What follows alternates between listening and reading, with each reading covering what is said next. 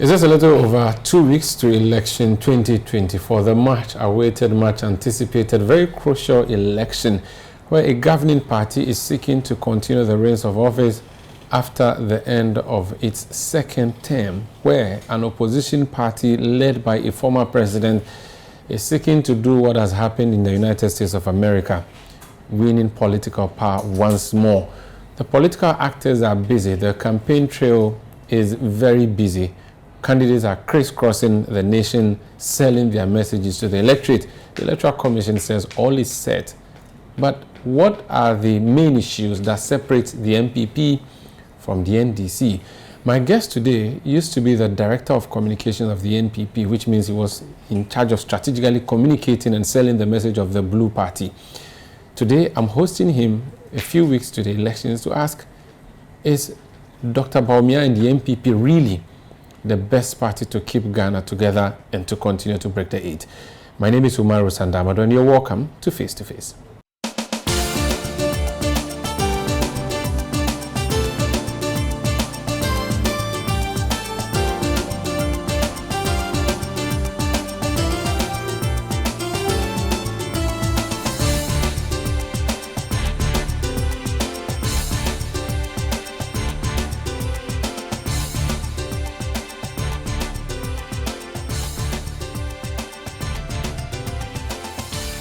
My guest is Nana Akomea. I have been pressing him before we started this interview to give me his English name so that I can mention it in the middle. He has refused to give it to me. He's vice chairman of the Bawumia campaign team, former MP, former director of communication of the MPP, and then the managing director of the state transport company.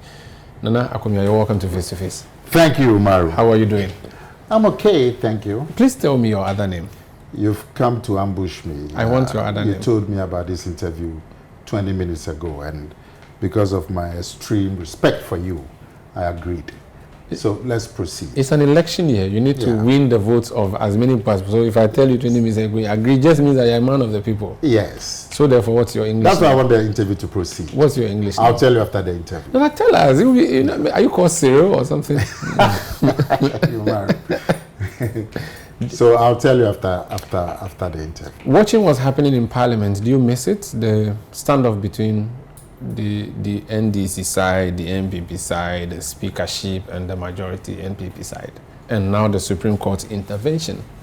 No, it's an embarrassment what is happening in Parliament. It's never happened before since 1993, and I was in Parliament for a long time.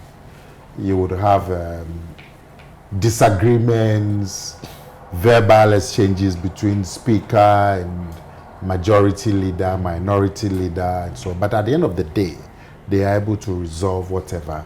I remember the time when Bagbin himself was a minority leader, and he used to tell Peter Lajete that he's going to go after Peter Lajete. You used to have heated sessions in Parliament. I mean, that's how it's supposed to be. But at the end of the day, they are able to move forward. What is happening today, where there's almost total impasse, it's never happened, and it's all the speaker's fault. You think the speaker is to blame, not your side? No. Where does the MPP side come in? That you in the past expelled your MP who had decided to run independent, and all of a sudden, because the numbers are not favorable to you, you're picking and choosing, and now saying that your three MPs who've decided to go independent should remain put. What we are running today in this country is a democracy based on the rule of law. And precedent. Yes, on the rule of law. The law can include precedents, it can include everything. But it is based on the rule of law, not on what I think, not on what NPP thinks, not on what NDC thinks. It's on the law. Now, all of us have the right to interpret the law the way we like. If there is disagreement, the rule of law provides that when there's disagreement, we go to the Supreme Court. It's not because the Supreme Court, the people sitting on the Supreme Court are the wisest people, but it's because that is the role given them in our democracy. That is the rule of law. The entire democracy is hinged on the resolution of disputes by the Supreme Court. Otherwise, there will be chaos. There are people who say that this chaos you talk about, we didn't need an external intervention, and that what they always use this in Parliament is the master of his own rules. Do not let the judiciary intervene in the work of Parliament. People who say that. What do you say to that particular assertion? Those people have a total misunderstanding of the democracy that we have. Nobody interferes in anybody else's business. Everybody does their mandates. The president doesn't interfere with Parliament's business when he brings business to Parliament. That's his mandate. Parliament doesn't interfere with the president's business if they refuse to approve of anything that the president brings. That is their mandate. The Supreme Court doesn't interfere in the business of Parliament when it interprets the Constitution. That is the mandate of the Supreme Court. So it is not about interference. I hear people say there is a separation of powers. Knowledgeable people who are lawyers, they say, oh, there's separation of powers. So each organ is separate. But they don't tell us that there's also checks and balances. Why does the president have to take his ministers to Parliament for approval? That's checks and balances. Why does the president have to sign when Parliament passes a law? That's checks and balances. Why does the president nominate the judges of the Supreme Court for Parliament to approve? That's checks and balances. So no organ is totally independent of each other. You have your mandate, and your mandate includes checks on the other organs. That's how the system moves. Otherwise, you would have absolute power. And the Constitution did not intend that anybody should have absolute power. You said so. Look at this scenario. Bagmin, the Speaker, gives his interpretation of a provision of the Constitution, which he thinks that should be the interpretation. Fine. Other people disagreed with that interpretation. What do? They didn't fight him in Parliament or bring chaos to Parliament. No. What they did was to do what the law provides. If you don't understand anything about the Constitution, go to the Supreme Court. That's what they did. Yeah. And the Supreme Court, in exercise of its mandate, gave a ruling. What should happen? Everybody else obeys the ruling from the Supreme Court, and the rule of law will go forward. That's why I blame Bagmin. When he gave the interpretation, and the Supreme Court asked him to stay his interpretation. He did. He didn't. No, he didn't do anything. No. What was the status quo? The status quo was that Parliament was in session. The majority party sat on the right of the Speaker, and the minority party sat on the left of the Speaker. Mm-hmm. That was the status quo. Yeah. Bagmin gave a ruling that these seats are empty. Mm-hmm. The people on the left then said that if Bagmin says that these seats are empty, then we are now the majority, so we'll come and sit on the right. Okay? The Supreme Court says stay. Stay just means everything should remain as it is. And Bagmin said nothing about that. No. So why didn't we have Parliament in session? Because he said your side did not show up. And if your side which runs business didn't come, they didn't show up because their seats had been occupied. No, but if they were in the chamber, when you came here, if the seats here had been occupied, where were you going to sit to do business? I would stand and ask you to give me permission to sit. And there's no seat. The seats have been occupied. Yeah, but you would. So when you go to Parliament and people have taken your seats, why are you supposed to sit? You occupy on other people's seats. You occupy the next available seat and ask the Speaker to do the right thing. And then that way you watch and see whether that's not the way he would do what the Supreme Court said or not. Why would the Speaker allow people to sit on other people's seats? Because the Speaker doesn't decide who sits where. Sorry? The Speaker is... Who decides? Isn't it the clerk? Listen, Umaru, this is a serious business, but it's also a very simple matter. Who decided that the minority should go and sit on the majority? The minority decided. They decided? Yes. The Speaker didn't say because of my decision. And who maintains order in the House? The Speaker. All the Speaker had to do was ask them to move back to the minority seats. He did it. Because there was nobody else to take over those seats. All the Speaker had to do was reconvene Parliament, and if the NDC side went to sit on the right, because they are name tags. You tell them that you are in the wrong place. You tell them you are in the wrong place. Please move today. you've moved to the right because of my ruling. My ruling has been stayed. So you to stay. So please stay. That's okay.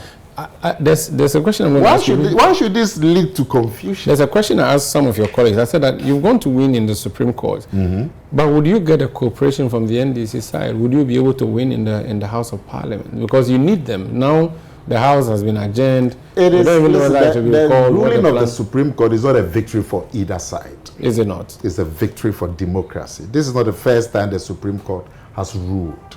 In fact, if you do anything to thwart the effects of the ruling, you are undermining our democracy.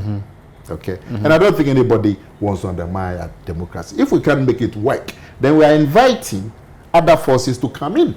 If we demonstrate that we, the politicians, cannot make the democracy work, then we are inviting other people to come in. There are many. So I don't think the NDC side or any side is going to see it as a victory or a loss and go and moan somewhere. No.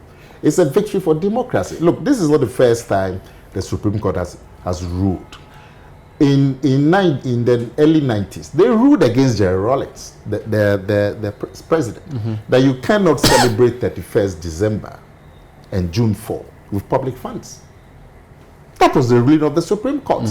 And Jerry Rawlings respected it, and we moved on. Okay. In the middle 90s, the Supreme Court ruled that ministers should come to Parliament for approval. How Parliament approves them is Parliament's business, but they should come to Parliament for approval. That was a ruling from the Supreme Court against the executive, and everybody complied. Recently, the Supreme Court has ruled that the President of Ghana cannot sack the Auditor General.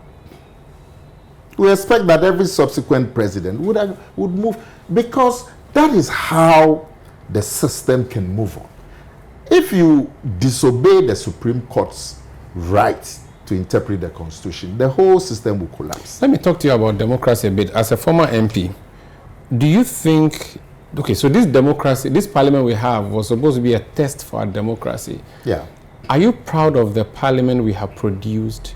Because there were many who thought that if you have a parliament in opposition which is different from the government, you may see a lot more of checks and balance. Parliament will not be a rubber stamp. Yeah. We have a semblance of that now, but we have seen chaos throughout. Even though you're an MPP person, ideally you would want to have NPP having majority in the House. But as a former MP who wants to see democracy grow and the institution of Parliament grow, should we ever go for a hung parliament or an opposition parliament in the future? All of them have their advantages. Okay. I'm sure you are aware of the complaint over the years that Parliament has been subservient to the executive. And people have tried to give all kinds of reasons. They say that, oh, it's because the president has to take half of the ministers from Parliament. So every MP is trying to catch the president's eye. And so in the mandate given to Parliament, which is the oversight over the executive, is weakened because the people who are in Parliament and supposed to exercise that oversight want to please the president. So it makes Parliament weak. You've heard all this talk before and so on. So for the first time, when you had a Parliament that is not dominated by the president's party, which Parliament, the numbers are equal, and which Parliament also has a member of the opposition as speaker. The advantage is that you would expect they will be more diligent in their oversight role over the executive. We haven't seen much of it. That will be my only disappointment. So you thought they could have done better, or they could have done more at holding the government? Would you not say, for instance, they fought the e-levy, I think they fought the e-levy. I don't remember what else they fought, even though they were not successful in all of them, but they did fight. They even fought a budget at a point where they disapproved of a budget. Or you thought that was just gimmicks? No, I don't. I do not want to see a parliament dominated by the opposition. You don't think it will work? No, it will work. I don't see them I don't want to see that kind of parliament because they will twat government business. Like they did Liman. Yes. That's not, when I said exercise the oversight role, I'm not looking at just twatting government business, but I'm looking at the oversight. But we've seen that in the US. Oversight means, look, as we speak, there are many instances where ministers and so on have to come to parliament to account, and they haven't gone. And the MPs themselves will complain to you that, yes, we filed these questions, we've done that, there's no accountability. Now, when you have the numbers equal, and you have the speaker being a member of the opposition, you would expect that the oversight will be more robust and not come to complain. That is my only disappointment. But otherwise, if I'm as a politician, I like my party to have both sides. To have the executive and also have the parliament. In the US, currently, the House of Parliament, as they call it, they have two chambers, but one of them is dominated by the opposition, and the speaker is also from the opposition, just like we have here.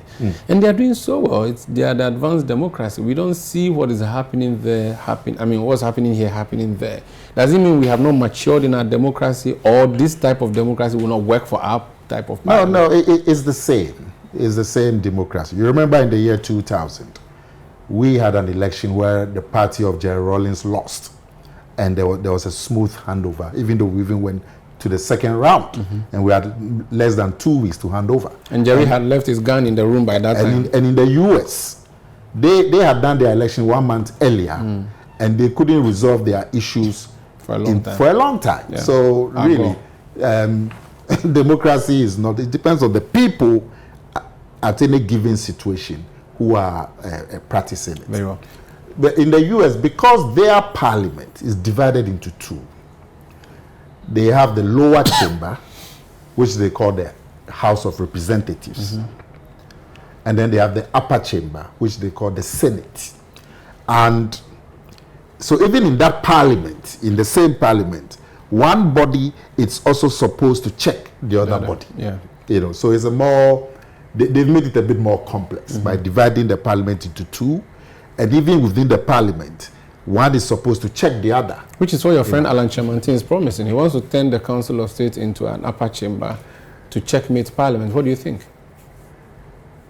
Well, I don't know. We are a smaller country. America is about 300 million. We are just about 30 million. These things come with money. I don't want to see government becoming more expensive. You're going to do these things, you have to get offices for them, you have to get all kinds of things. I'm rather looking for a situation which will reduce the size of government across all levels. Very well. And to bring down the cost of administration. Our problems are much more basic. You need to provide drains, you need to provide not streets. Bureaucracies. You need to, not bureaucracies. So talking about parliament, your party didn't do well in the House of Parliament, and that's why you are having the problem you're having now, 137 seats.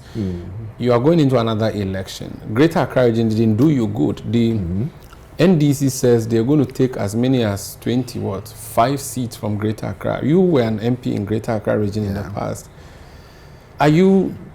How confident are you on the parliamentary side of the election for your party? Well, I am confident, but it remains at that level, confidence.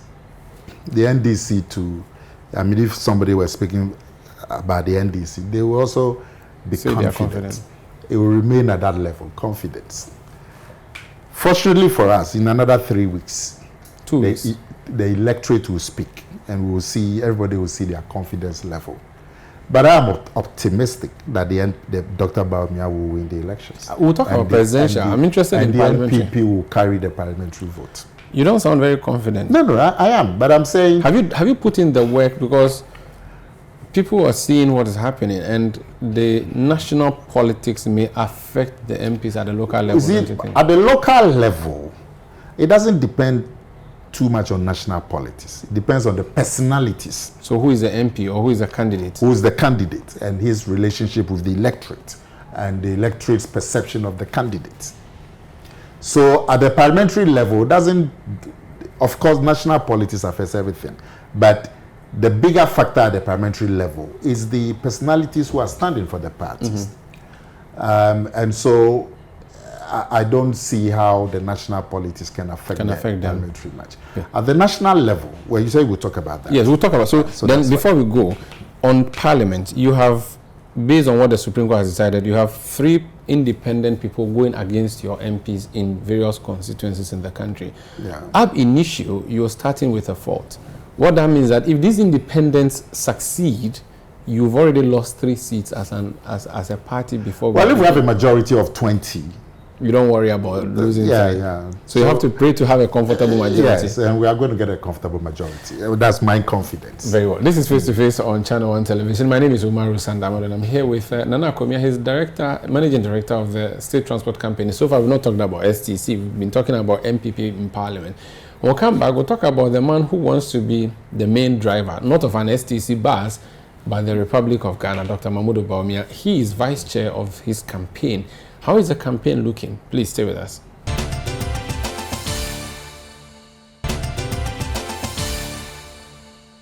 You're welcome back. This is Face to Face on ChannelOne TV. My guest is Nana Akomea. He's vice chair of the Dr. Bawumia campaign. I have seen NDC people and some critics of your party say that the campaign is not looking good for you in Ashanti region, to the extent that you had to go and bring former President Kufuor out of retirement and force him to come and do an interview to endorse your candidate, and that the struggle is real for you as a party. Who said the campaign is not looking good in Ashanti?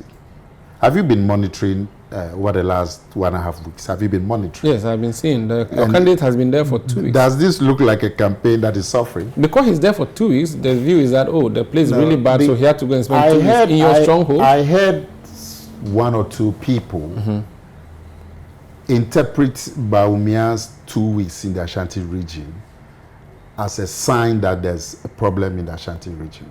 And those people, they say they are political marketers. They don't know what they are talking about. I am a politician. I'm not a theory, practical politician. And I know that your stronghold should always take more of your time. But you see, Ashanti region is not taking a disproportionate amount of Bawumia's time. If you've been following the campaign of Dr. Bawumia, you would see that he does 3 constituencies in a day. That's usual. 3 constituencies. Even with the primaries, when he was doing the primaries, we would do 3 constituencies in one day. We thought, some of us thought it was too much sometimes, because you finish up 11 p.m. sometimes and so on.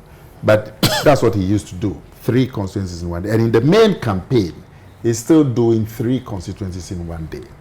So the amount of time he spends in a region depends on the number of constituencies. Now, Ashanti region has 47 constituencies. If he's spending 3 constituencies in one day, to cover the 47, he needs 15 plus days. So the campaign in Ashanti is not different. It just depends on the numbers of the constituencies. And he's doing 3 in one day. They've got 47. So if he's going to cover the 47, he needs 2 weeks and 2 days. So what is the basis of anybody saying that he's spending a disproportionate time in Ashanti region? It's not because Ashanti is they spend the same time in Greater Accra, he spend the same time in Eastern region. 3 constituencies in one day. In fact, yesterday in Ashanti, he did 4, which was too much. But he did 4. But because these constituencies were in Kumasi, he did in Shaiso, he did Subin, he did Asawasi, and I forgot one more. 4, but because they were in Kumasi. Today he's doing Ahafo, all the 3. Ahafo South, Ahafo East, and Ahafo Southeast. 3 today. And that is the norm. In Accra, he did 3 a day. He did, when he came here, he did Okankwe North, Okankwe South, Okankwe Central one day. It's the same schedule. It's the same schedule. So the amount of time he spends in any region depends on the number of constituencies. Ashanti has 47. So the largest number of constituencies. How about the Kufuor interview? The Kufuor factor is a non-issue that, the ground was shaking, so you needed to bring perhaps the most successful MPP member from the region to come and speak to the people and say that I'm still here with you, I'm supporting Dr. Bawumia? But isn't it a laugh? It's a laugh. It's laughable. It's laughable. I mean, Kufuor is not as active as he used to be. I can assure you. If he was active, he would be doing more. Not because of any fear, but it's because he's a member of the NPP. And he wants the NPP to succeed. And he wants to contribute to that effort. How does anybody read meaning into it? Your friend, whom you served in government with together in the past and now, Alan Chamantin, says Kufuor's behavior has put a blot on his political campaign or political career or future. I think I've forgotten the exact term, but he thinks that it was a politically suicidal decision for John Kufuor to associate with Dr. Bawumia the way he did. What do you say to that? You've known Akomea, you've known Alan Chamantin for long. It's sad that Alan Chamantin feels that way. Who did Alan Chamantin expect Kufuor to support? Him, Alan Chamantin. But he's not a member of the NPP. But he's been Kufuor's boy, according to all the things we heard in the past. Is he a member of the NPP? Currently, no. So if Kufuor goes to support Alan Chamantin, Kufuor has taken himself out of the NPP. That's true. Now, then you should still listen, don't President Kufuor, I think in the NPP, currently, Kufuor at one point used to be everybody's boss, including President Akufo. So Kufuor is like the old lady in the house, what Akan people will call Abriwetia. Abriwetia is like the old lady. That's how Kufuor is. Even Akufo used to be defer to him. All of us, we are little people, but we're all. The Abriwetia in the party, you said he should go and endorse you, Alan, who is not in the party.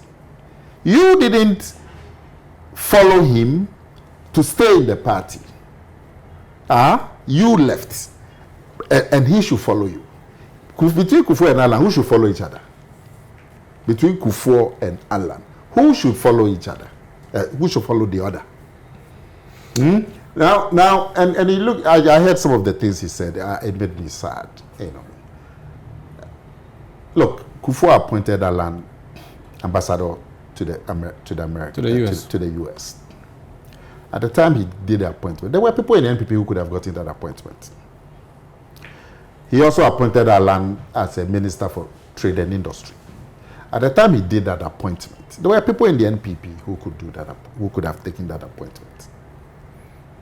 So you would take his appointments, but you will not take his disappointments. I have spoken to your former deputy who took over from you, YB, Bawumia Samoa. Yeah. And he said Alan was way accomplished before Kufuor gave him that job that he gave him, and that, in fact, Alan would have been the only guy to have defeated Kufuor in the primaries of '96. And so he was his own man, and that he was given that ambassadorial position on merit, the trade minister position on merit. And so we shouldn't make it sound as if Alan is a creation of Kufuor. In the NPP, I mean, the people who speak this way, I don't know what's come over them. But listen, in the NPP primaries, Alan was not even second. He was third. They said it was a rigged election. That's what they say? Yeah. They said it was not properly conducted. It was rigged for the second and the first person. For him to be third. How about the elections in 2012? That one was okay. How about elections in 2008? That's why he didn't leave. That's why he stayed there, but he left this time. No, in 2008 he left. But he came back. But you've done, you've offered yourself for elections as a presidential aspirant for this party in 2008. It wasn't rigged. 2012, it wasn't rigged. 2016, it wasn't rigged. It's only the 2023 that is rigged. In what way? He said it was all planned, orchestrated to make sure that he loses, and that's why he left it. How was it? That you're an undemocratic party. In what way? In so many ways as to... The primaries that took place, you were a keen observer. Yes. And your station. Yeah. Where was the rigging? He is the one who has been in elections for all And these have you asked him to show where the rigging was? Is he going to be a problem for you as a party, Alan? No. In Ashanti region especially? No, I trust that Alan will come back at some point. Because he did the same thing in 2008 and he came back. Yeah, the people who begged him at the time, they are not around. Which people begged him? Oh, the people who begged him to come back at the time, they are no more. So that's why perhaps they say that your party doesn't have the elders that would ensure sanity anymore. That's why he left. And elders like Kufuor? I mean, Kufuor at the time was not necessarily the elder that would have spoken to him. You know who I'm talking about. Which elder goes beyond the former president? The Ashanti region is crucial for you, Nana Akomea. Yes. And you have Alan coming from there, you have Cheddar coming from there. There are people who hold the view that those are very serious contenders for you because that's your World Bank. You don't want anybody eating away from your World Bank. You followed this politics for quite a while. Yes. You know that in the first past the post democracy which we are running, there's no room for third parties. And check the history of third party performance.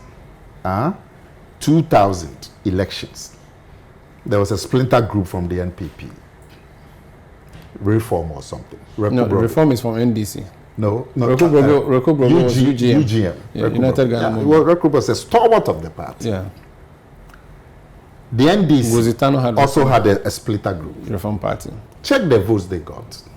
0 point something, 1 point something. Check 2008. Is it 8? Okay, 8. When the chairman of the NDC left and formed another party, Obeda Samoa and his people, stalwarts. Chairman of the NDC, he left and formed his own party. Kunedu Ajima Rawlings, first lady for how many years? The most powerful woman. He left the NDC and formed her own party. What did she get? So the record, not speculation, the history, not belief, not emotion, the record on the ground shows you that. Look, Kwesi Ndum, powerful man at that time, presidential candidate of the CPP. He left the CPP from his own party. What did he get? The system that we have doesn't encourage, in America, it doesn't encourage third parties. In America, they've been doing this for over 200 years. They still have two. They still have two. And if you are a politician and you can't recognize this, and you say you want to go and form a splinter party, then what kind of politician Except are you? that the other person is not a politician, strictly speaking, Cheddar, and he appears to be appealing to the younger voters. The polls put him in a very good position. I am happy you use the word appears. Look, in the NPP primaries, there were all kinds of appearances. But when the dust settled. Let's talk about Dr. Mahmoud Bawumia now. I saw a colleague put up a post where he said that Dr. Bawumia has brought in electronic buses into this country. And if he can do that, it means there's a lot more that he can do. He can scrap e-levy. He can fix the CD. He doesn't have to wait until after December 7 to do them. When he promises that I will do A, B, C, D, such as scrapping the tax on mobile phones, reducing the cost of data, the question would be, in the national governance interest, why is he not doing these things now? And why is he using them as a promise? Okay, so you have somebody who was a sitting president in the form of John Mahama. He was a sitting president.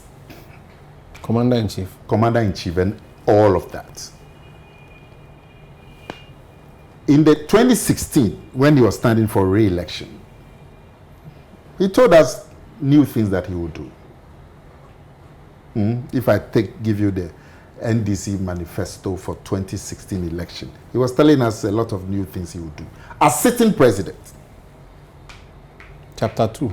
So if, yes, I like that chapter. So if even a sitting president can give a new vision for another election, why can't a sitting vice president? Because this is a former president who is seeking to complete his term. I'm saying, when he was president, 6 months to the end of his tenure, he gave us a new manifesto. Yes, because he had an agenda to roll out and he has not finished. So, the question then should have been, what stops him or what stopped him from pursuing that agenda? Yeah, but he couldn't have finished everything in 4 years. As we speak, you know it. Executive authority rests with the president of Ghana, not the vice president. Now, if you say you want to blame a vice president, and you hear them blame, they say Bawumia is responsible for the economic difficulties. Because he was the one who was described as, we have the men. Listen, Bawumia was very articulate in the NPP campaign in 2016 in talking about the things the NPP would do, the economy, all of those things.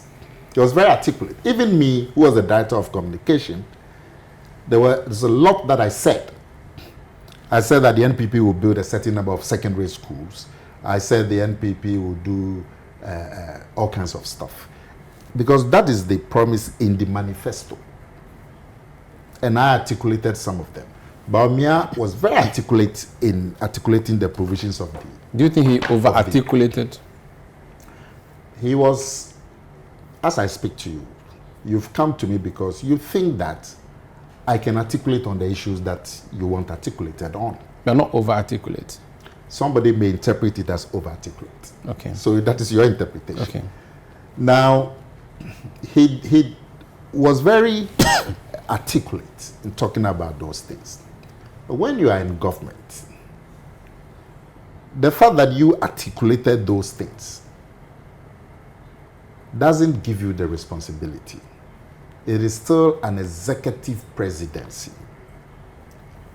Look, when Mahama was succeeded Mills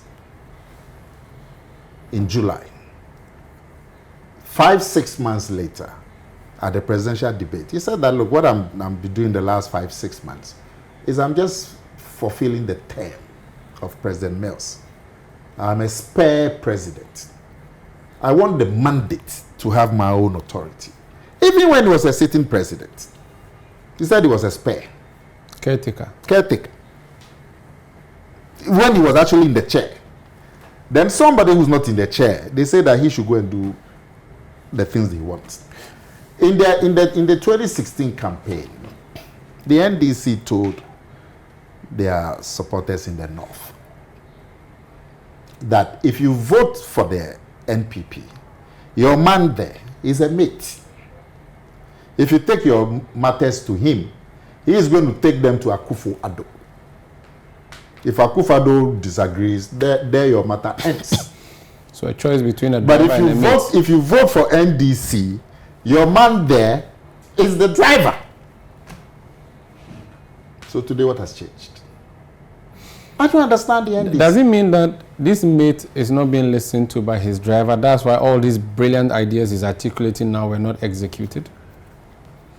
Well, if you are a vice, it has its limitations. There's no constitutional role for the vice. You are just an aplanke. Yeah, there's no constitutional role for the vice in our constitution.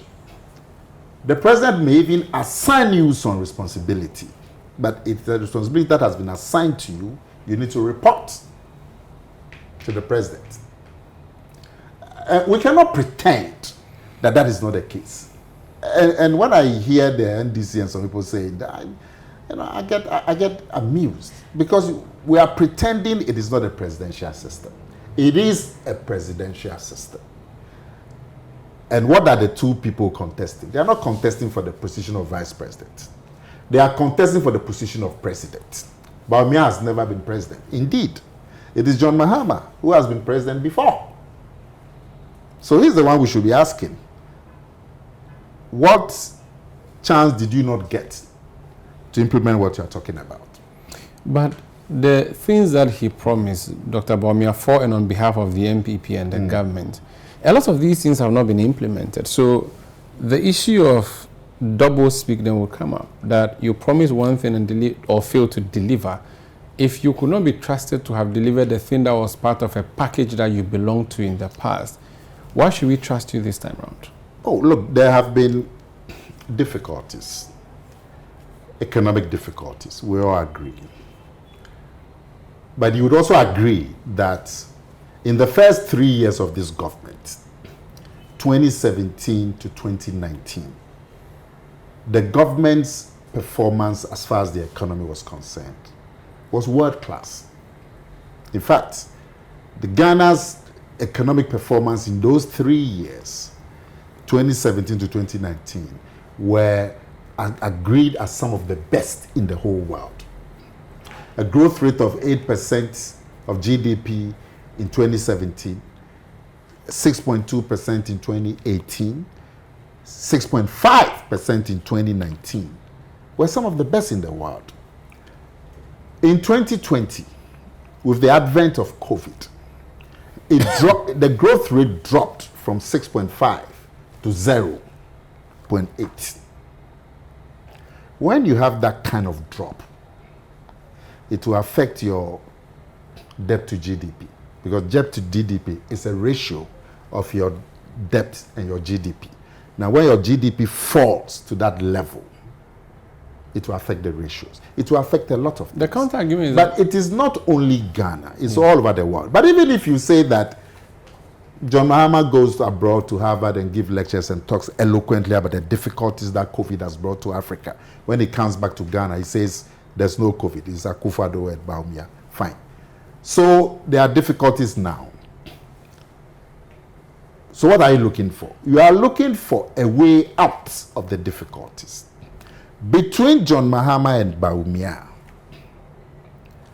whose vision answers to the difficulties that we are in? Don't answer that. Let me take a break. When we come back, Nana Akomea will tell me the difference in the two visions of, well, interesting, they're both from the northern part of the country, but one is on the left side of the north, one on the right side of the north. If you are driving from Accra to Bolgatanga, one is from Wale Wale, one is from Bole.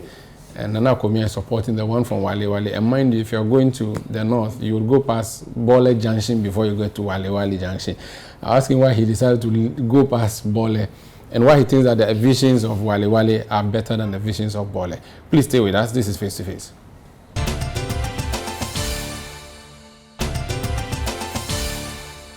You're welcome back. This is Face to Face on ChannelOne TV. My name is Umaru, Sanda. Amadu. My guest is Nana Akomea. He's vice chairman of the Dr. Bawumia campaign. So, Doc, you are not doctor, Nana Akomea. On December 7, when a voter picks the ballot paper, forget all the other images, what do you think is a clear distinction for them in your favor between number 1 and number 8 on the ballot? I mean, we all agree that there are difficulties. So the voter is going to look at the person who is giving a clear way out of the difficulties and is given a way that the voter can identify with. Look, the cost of living is a major problem, and that goes to the heart of the economy. The cost of the one major factor is the cedi, because we are a dollar-dominated economy. So anytime the value of the dollar goes up, it means the value of the cedi goes down, and so costs go up. What is the NDC offering in terms of managing the cedi as against Bawumia? What the NDC, they have this is their resetting the economy for prosperity. Oh, so it's an NDC document you are holding? Yes. Doing what? You are copying from it so that you've written marks on it? No, I want to show you proof. Okay, go ahead. Yes. It says that in the first 120 days in office, we will hold a national economic dialogue to draw up a 4-year fiscal plan. Yes, hear from everybody, bring everybody on board. So what so like they did in Senchi. And what happened to Senchi? I wasn't going to mention it, but what happened to Senchi? The day they came from Senchi, they threw everything away and went to the IMF. So they don't even have a good record in terms of what comes out of economic dialogue. This is consultation. Now, it's a good thing. I'm saying they don't have a good record in working with the consultation. So you're saying that they may consult Senchi, they came out of Senchi. The next day they went to the IMF. There was no IMF recommendation at Senchi. Okay. Now, you are now coming into office and you are now going to do a dialogue before you can draw up economic recovery program.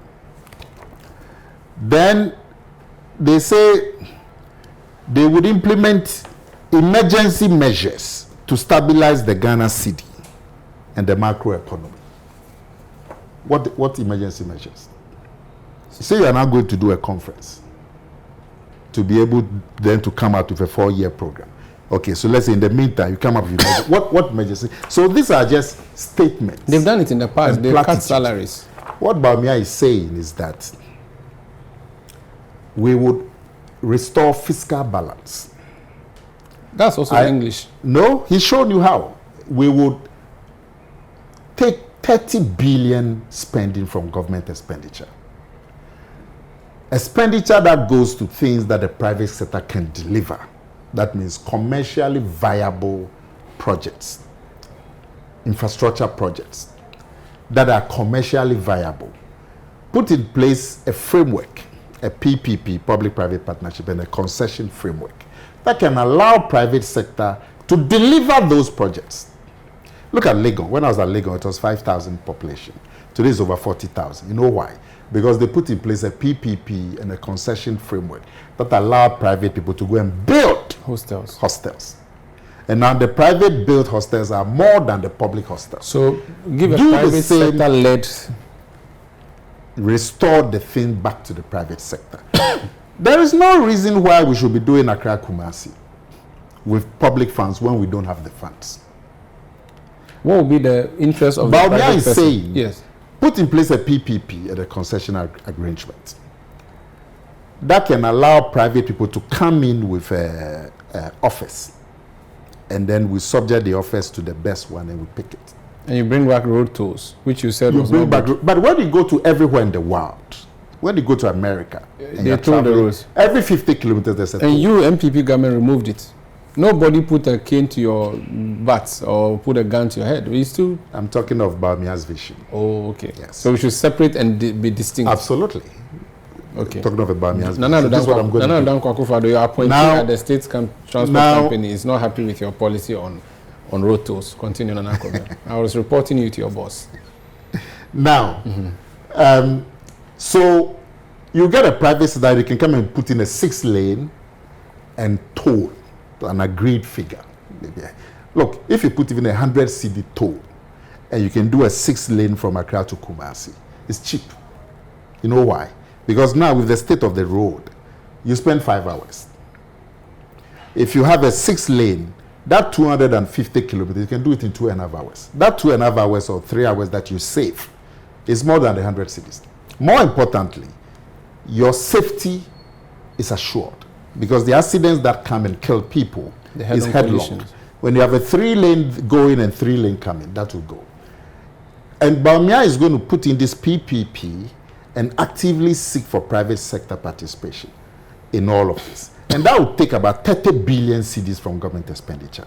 He's also going to increase revenue by broadening the tax base. He hasn't just said it like they have it here. He's shown you how. You and I, we pay direct tax. We're in the tax bracket because we hold formal jobs, your camera people and so on. But there are millions of Ghanaians who are not in formal employment. Those people like you and me who pay direct tax, because we can be identified, which is about 4 million. Today, the Ghana card gives 17 million Ghanaians an identity. They have the Ghana card, which is a digital identity. They have the GPS, which is an address. They have Momo, which gives them a bank account. And the Ghana card is also their TIN. So it's easy to tax people. It's easy to identify people. And tax people. And you're coming back to tax us more. No, not you. Us. See? No, not bring more people. Because the NDC said they will increase the tax net. But they haven't shown you how. I'm only giving you this to show that Bawumia is not parameters. Bawumia is not just saying some platitudes. And John Mahama said the same things in 2012 and 2013. I will increase the tax net. I will stabilize the macroeconomy. Without showing us how. Bawumia has practical steps So it says that this 17 million, if you take out the 4 million who are already paying in the tax bracket, you have another 13 million. If you take 3 million for students, you have 8 to 9 million people who would pay a flat, simple tax. Maybe 50%, 50 cities. No, we have to. And that would then allow him to remove e-levy. We need to end this conversation. And not burden you with more taxes. We need to end this conversation, but I have a question for you. In 2000, you were elected a member of parliament. The person you went with as a presidential candidate said, that's what Kufuor said. Yes. If we were to look at our Asitinemu today, if you were an ordinary voter, does your Asitinemu give you the permission to continue, or it will give you it will say to you to change?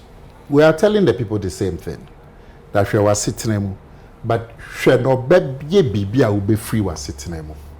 But as a person who has put you in that Asitinemu, why would you? No, we are saying that what Bawumia tells the Ghanaian people is that there are difficulties. Yes. These are the ways out of the difficulties. What is the other side offering? They are offering a national dialogue and so on. But you agree that on the face value, that Asitinemu is not good? If you are in difficulty, yes, what do you look for? Comfort. No, a way out. Yes. Through change.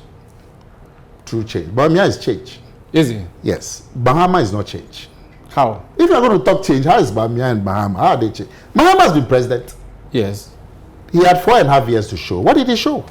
Why was he thrown away? So if you actually want change, it's Bawumia, because he's never been president. But what we tell the Ghanaian people, that it's not enough to be in difficulties. Who is offering you a way out of your difficulty? And that's where the election will turn. Unfortunately, we have not had the chance to talk about your STC buses. You got new fleets? We are expecting new fleets. When are they coming? Before the election, after the election? No. We are expecting new fleet in March. In March? By then you will not be MD. You don't buy... Yeah, but I have to put in place the processes. But is it working well? You don't get 50 buses, in 3 weeks. But things going well with you. You have to set the technical specs. You have to go to the manufacturers, negotiate everything. It's quite a process. Is your company growing? Are you enjoying STC? If Bawumia wins and says remain at STC, STC would have been the best transport company in West Africa if the conditions between 2017 and 2019 had persisted. So you want to blame COVID? Absolutely, because our cost is fuel and spare parts. Now, when you have COVID and the CD rises to how much price of fuel? Let me cut it short. Between 2017 and 2019, those 3 years when the economy was stable, fuel was 26% of my cost. And now it is what? During the COVID time, fuel went to 58% of my cost. That's crazy. Nana Akomea, if Bawumia wins and says, I want you to remain at STC, will you? I will serve in whatever capacity I can be useful. You're happy to continue to be here? I'm saying, I will serve in whatever capacity I'll be useful. That's Nana Akomea. It's not about me. It's about the service. You heard Nana Akomea. As a man who didn't take up an appointment as a minister in the Akufo-Addo government, decided to be an STC bus driver. He is currently vice chairman of the Bawumia campaign, managing director of the STC. I wasn't offered. I was offered an ambassadorial position. Okay, so which is more juicier. He would have been called Your Excellency. He said he doesn't want. He wants to be called Mr. CEO.